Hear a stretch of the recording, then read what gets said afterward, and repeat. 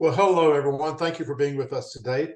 I'd like to welcome each of you to yet another FranTastic Insights social media segment. And I did not mispronounce that word. It is actually FranTastic Insights. It's a social media segment. And we take this opportunity to introduce to you some very prominent personalities, all of whom are having a very positive impact on the ever-growing world of franchising. My name is David Craghead. I'm the Chief Franchise Expansion Officer for FranServe and also for the Franchise Dictionary magazine. And today I'll be your host for this week's FranTastic Insights social media segment. For those of you who may not be familiar with FranServe, we are recognized as the world's largest franchise consulting and expansion organization. We have a very simple mission, and that is we change people's lives just about every single week in a very positive way through franchise ownership. And we do that through a network of incredible franchise brands in 39 different industry categories. Our growth initiatives are supported by a growing portfolio of franchise consultants. The industry refers to them as brokers. They're all the same people, all of whom are dedicated to helping their clients explore franchise opportunities which are deemed to be a perfect match for their individual search criteria. And today I'd like to introduce you to Joshua Faber. Joshua is the franchise development manager and also the brand ambassador for the franchise brand known as USA Ninja Challenge. They are headquartered in Concord, New Hampshire. USA Ninja Challenge offers a full physical fitness training program for today's youth, which includes fitness training for all age groups from little tiny tots to teenagers. And USA Ninja Challenge provides a proprietary list of classes that offer a fun, challenging environment that significantly boosts children's confidence and help keeps kids moving at a level where they are most comfortable. So Joshua, thank you for being with us today. And as I pass the microphone over to you this afternoon, please share your business model description and your latest perspectives on the franchise brand USA Ninja Challenge. Yeah, absolutely. David, first of all, thank you so much for having me on today. I mean, your intro was outstanding, by the way. You took care of a lot of what I needed to do. I mean, you gave a bunch of it, and your description to us was great as well. Again, so just thank you so much for putting this on. And talking about the business model, I think ultimately thinking about what makes us unique in this space. Ninja has been around for 15, 16, 20 years. It's been around for a minute, and we've been in the space for 10 plus years. And as a franchise, I'd say in the last 5, that's where we've started to see, these Ninja gyms popping up. But we've been in the industry for 10 years. We are a membership model, not a drop-in model. So kids are coming in, they're getting individualized training, right? They're getting that time with the coach and with their peers, 10 to 1, 8 to 1 student to coach ratios. So they're coming in, they're getting that engagement, that social, that physical.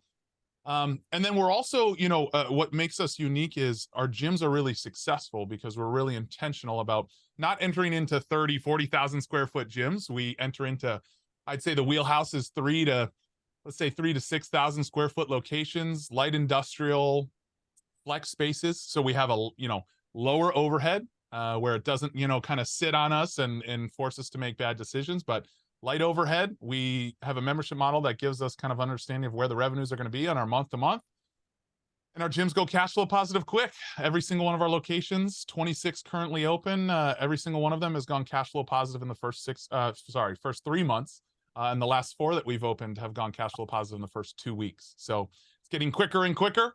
It excites us. We have a realized niche. We focus on kids, and that's who we are.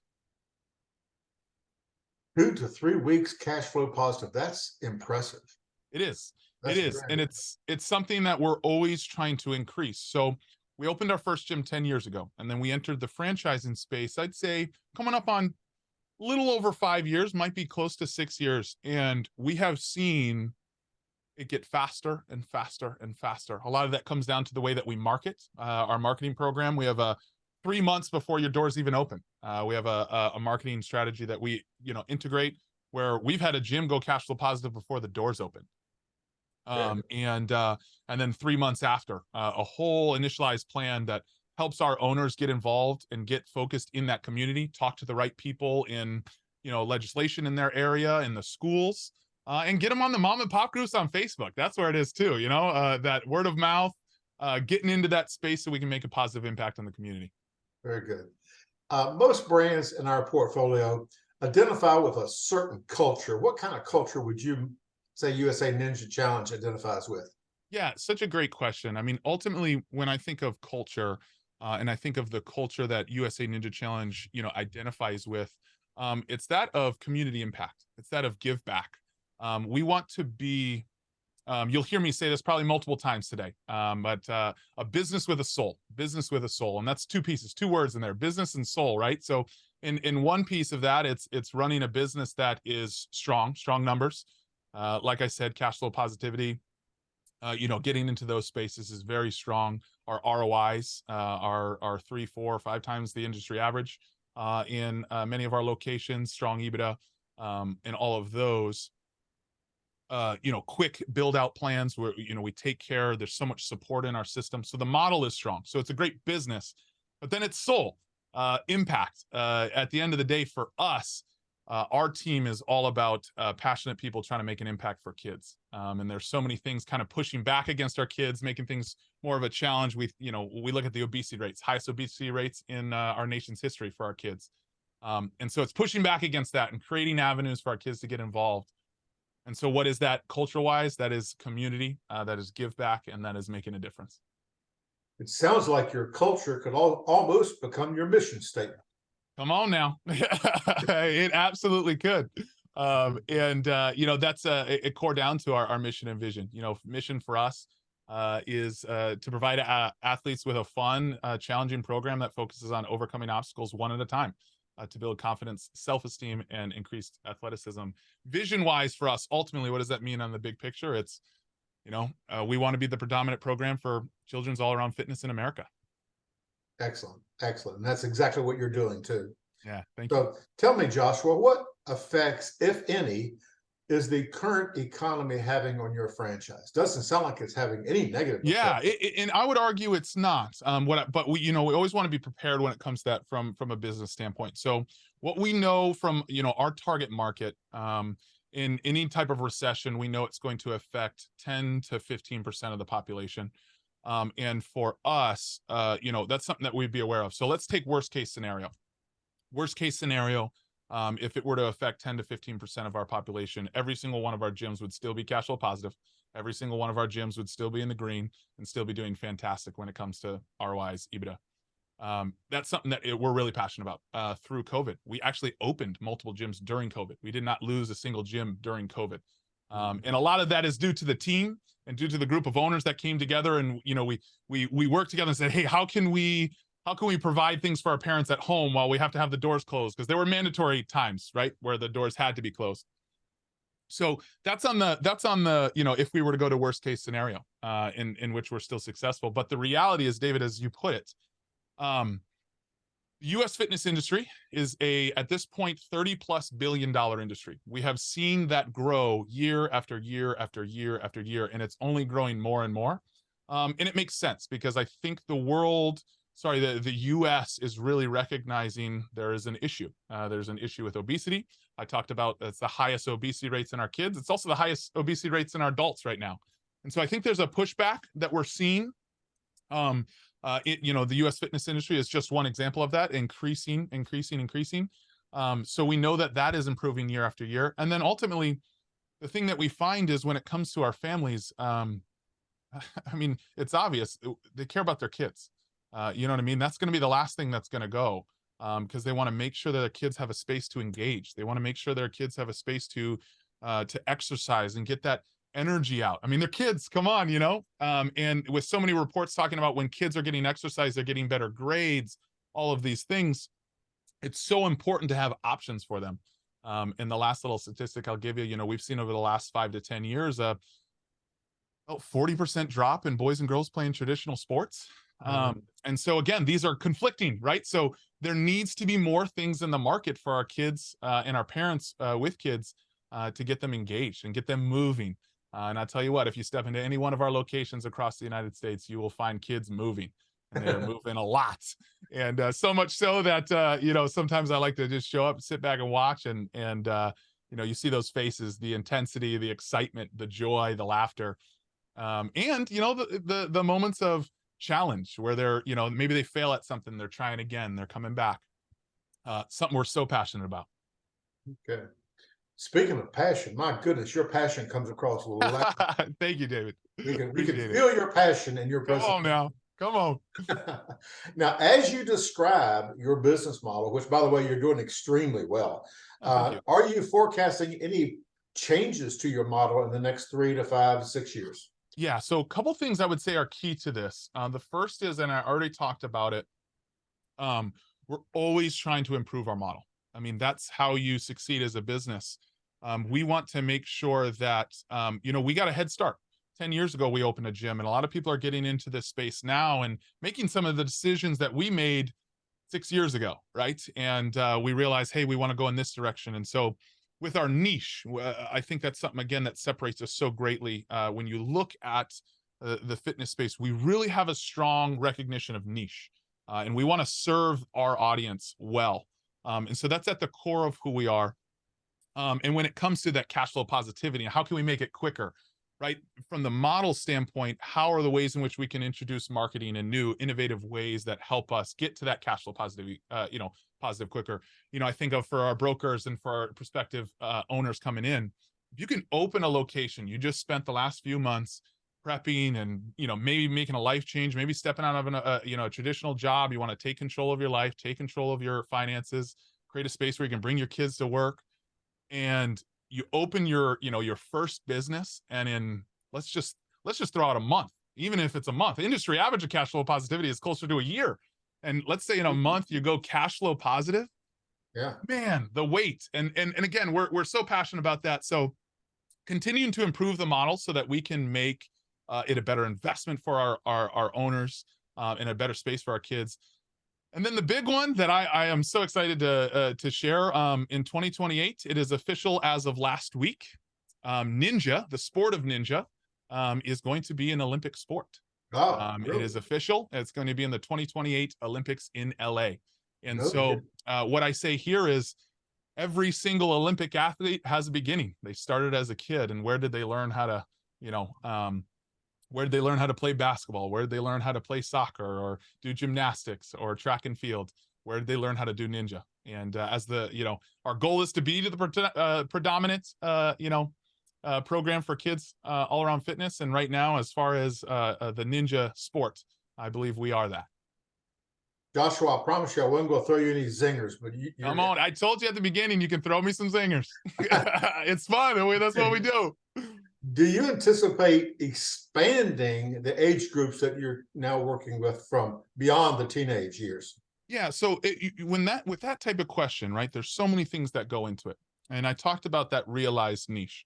First and foremost, when it comes to our current gyms, no, we do not.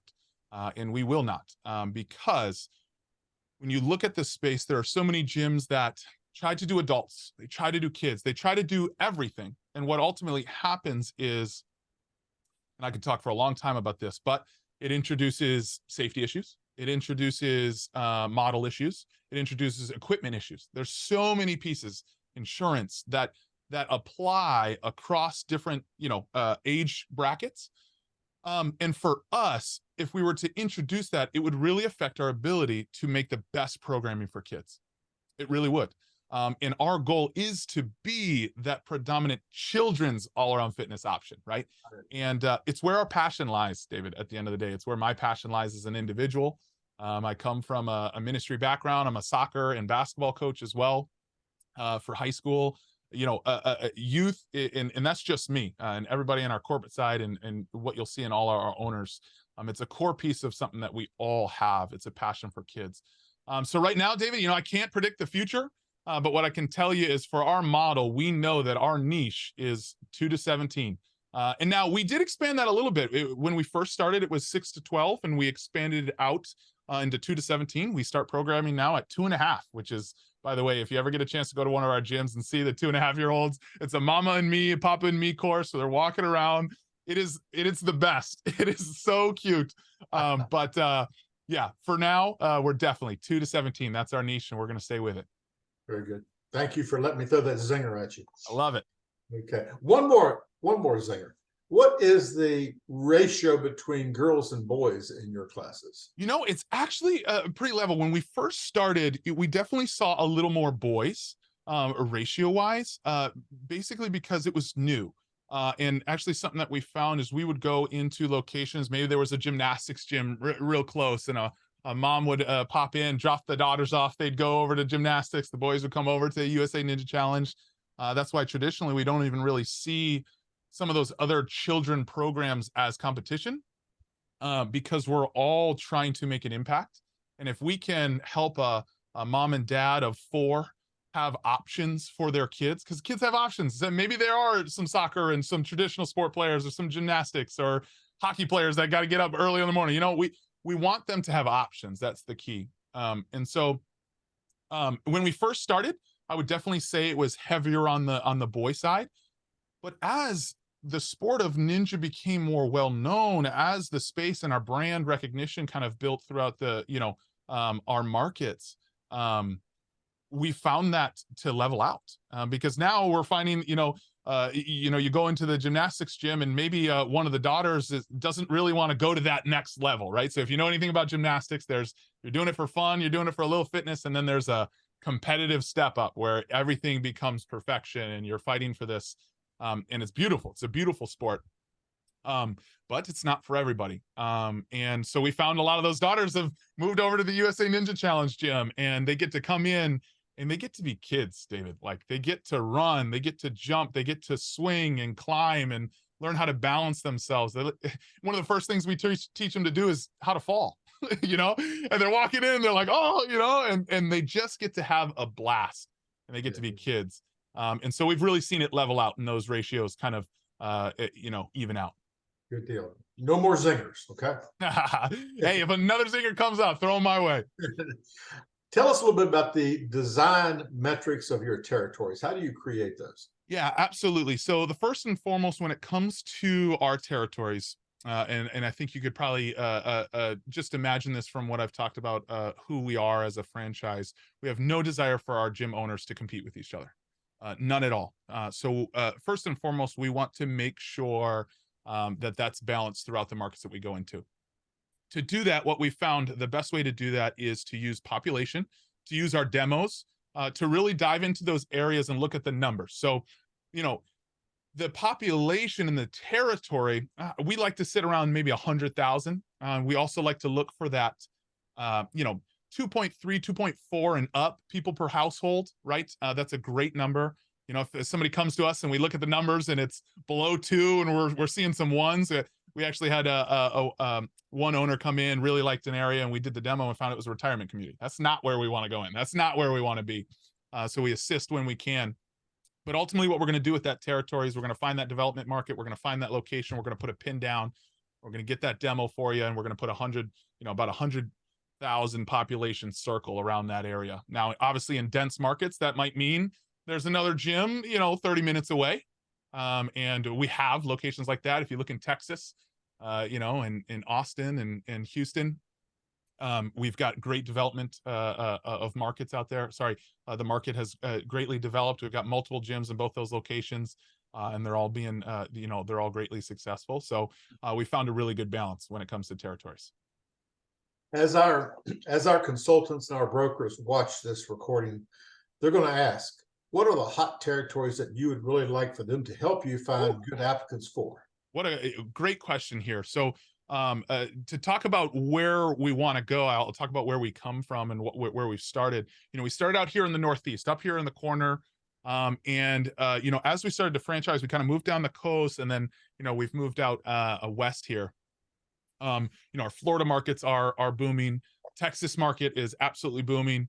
And David, we just opened California about 3 months ago, and might be slightly less. And we currently have 3 locations sold with another 4 in the pipeline. As far as opening up. So California is booming, and a lot of that it comes to, and I'm sure as the brokers watching this and sure as they know, they made some changes to how they work with the FDDs, and that's why we were willing to go back into that market. So I think California is blowing up, and I think naturally there's a lot going on there. Obviously, Texas has proved to be a great market, but for me, I look at the Midwest. I look at the Midwest, and we don't have a lot of locations up in the Midwest. And I'm from Michigan, so I think about Michigan. I think where my brother is. I think about that market, and there's as the culture is moving towards fitness again, right? People are wanting to get engaged, wanting to get moving, wanting to get our kids moving. And I think of the Midwest, and it's so great. I think even out to Colorado and to Illinois, those locations out there, I really expect in the next year. The reality is this, we've only been franchising for, like I said, a little over 5 years, so we're new. But what we found is once we get one open in a market, that market will explode. We've had, I think in Texas, when we put our first one in Texas, it was, we had one location, and a year later, I believe we had 5 or 6, sold. The reality there is we have a quick build out as well. Once we get into that location, it's 13 weeks to open. And we use, Mondays.com, and we're quick, and we're able to, sustain and make sure we're opening those locations. Thank you, Joshua. Good answers, man. You're giving me good answers. You're giving me good questions. As we screen new applicants for USA Ninja Challenge, can you take a minute and describe what you would consider the perfect applicant to look like? What characteristics do you want them to bring to the table? Yeah, I think that's a great question. There's 2 pieces that I want to touch on when it comes to this question. The first one is, it's hard to say what the ideal is, because we have when it comes to ownership style, we have a very broad audience. So we have absentee owners, semi-absentee owners, really. We have owner operators, and then we've got owner managers. We've got that spectrum, and across that spectrum, we've got great successful gyms. So it's tough to sit here and say this style is the best.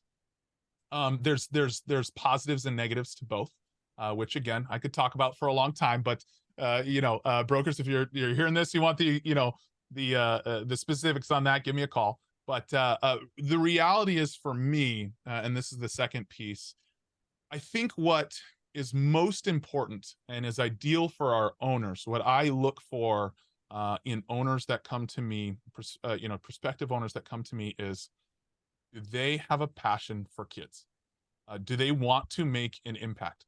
There's that. And then the second piece is, are they willing to be a part of a team? We're a franchise. And that's very unique and very different from starting something yourself and building it yourself. We have a successful business model that is most successful when it's followed, right? So there's room for innovation. There's room for, owners in their individual markets to create impact, to create relationships, and engage in a way that only they can, because they're there.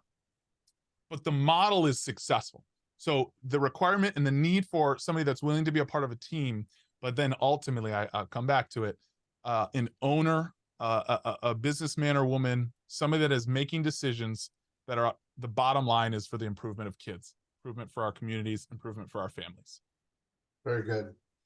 We're careful to tell our applicants that franchises are awarded. It's not the size of their checkbook. Yep. It's how well they fit the model, yep, and how well you believe they fit.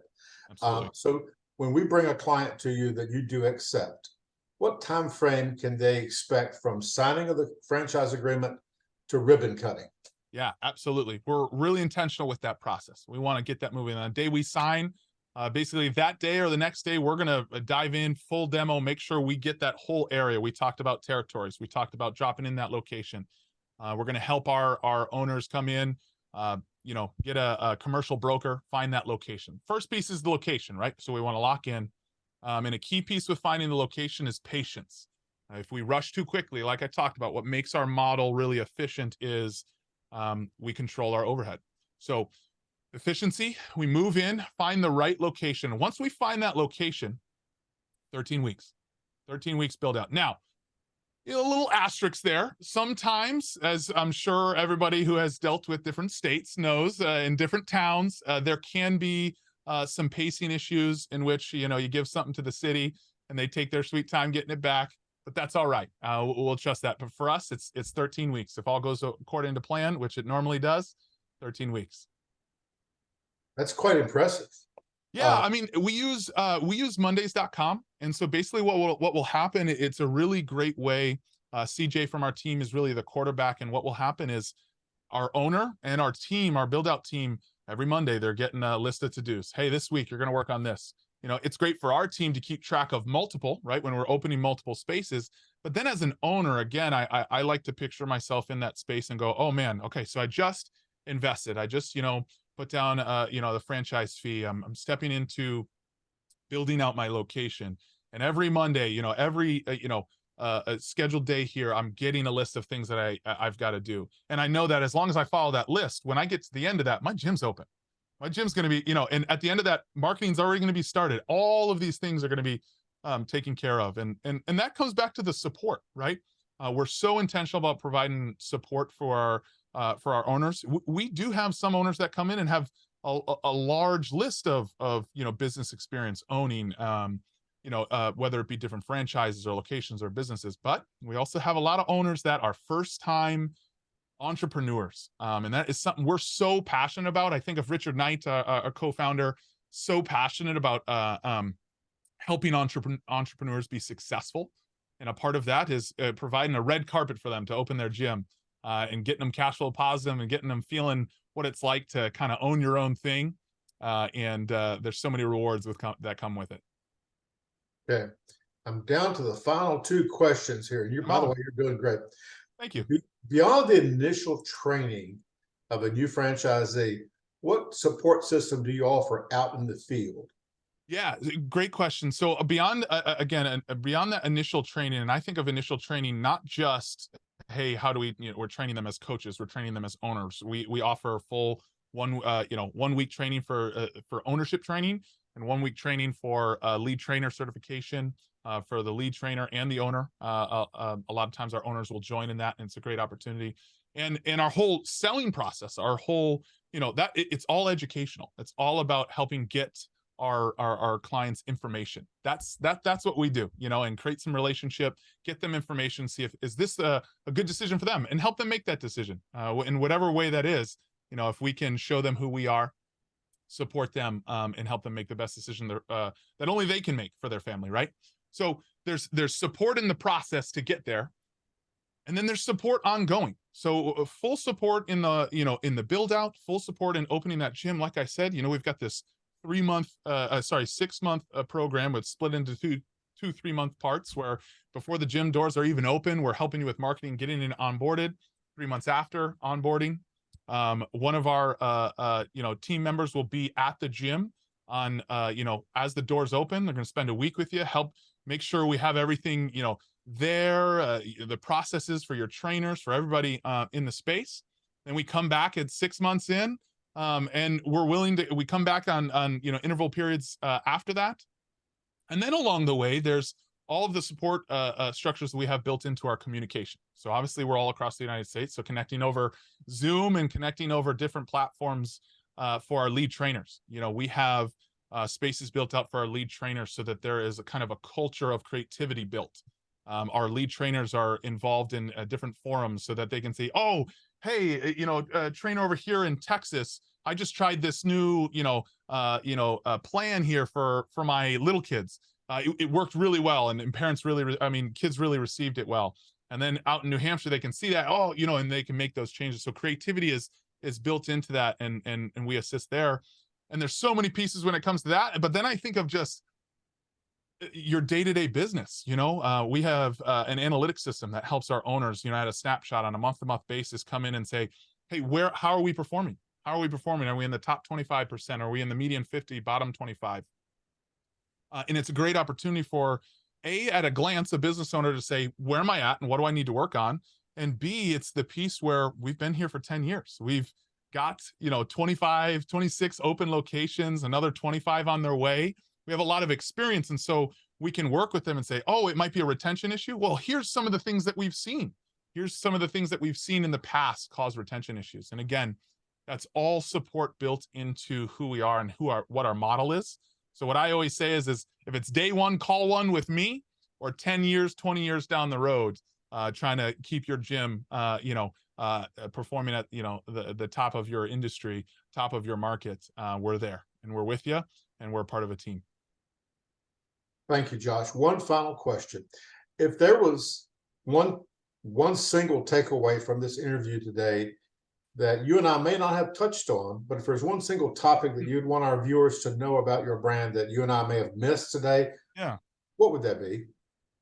A single takeaway, I don't think it's something we haven't talked about. I really think it's just a culmination of everything we've talked about and who we are. I had mentioned this, I believe, towards the beginning, a business with a soul. That is who we desire to be. We want to create a space in which, we talk about mission, we talk about vision and making an impact.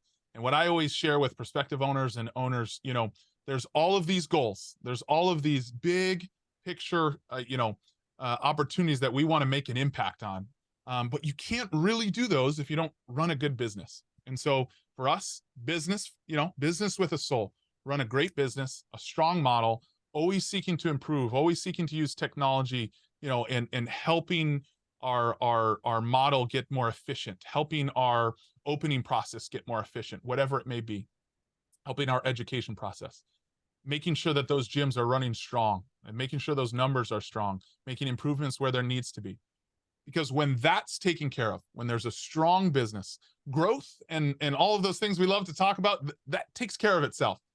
But now that strong business gets to provide the avenue, provide the space in which to make the real impact, an impact that not one individual couldn't make. Franchising is an opportunity to make a vast impact. And that is very much our goal, to be a business with a soul across the United States and in every market we can get into, to give options to our kids, to keep them moving, to keep them engaged, and to help our communities and our families improve. Joshua, excellent wrap-up comments. Thank you for that. And Joshua, you described yourself as the brand's ambassador. My gosh, there's never been a title that's more appropriate for you. Thank you very much. I would hope that's on your business card. Thank you. But Joshua, I'd like to sincerely thank you for the privilege of your time today. Mm-hmm. This entire interview, in addition to being posted on your brand's profile listing, will also be archived in the FranServe support site. It'll be archived in the FranServe library, and it will be featured on Instagram, YouTube, Facebook, and LinkedIn.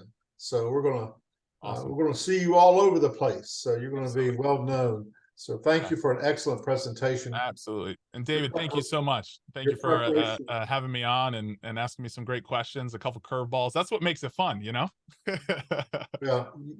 curveballs did not go over your head. You grabbed them right away. Well, hey, my dad was a professional baseball player, so I learned how to read the curveball. You know what I mean?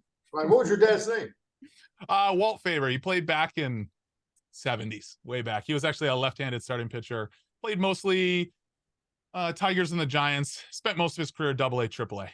Very good. So I know a few things about the curveball. Good deal. Well, you handled them well. Thank you, sir. Thank you, David. Thank you. That we will adjourn today's webinar. Take care now. Bye-bye.